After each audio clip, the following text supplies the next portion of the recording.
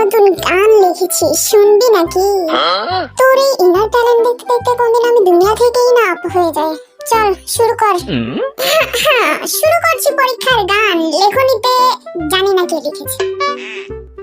আমাকে আমার মতো পড়তে দাও, আমি পড়াকে নিজের মতো কমিয়ে নিয়েছি। যেটা পড়িনি সেটা না পড়াই থাক, সব পড়তে কষ্ট ভীষণ।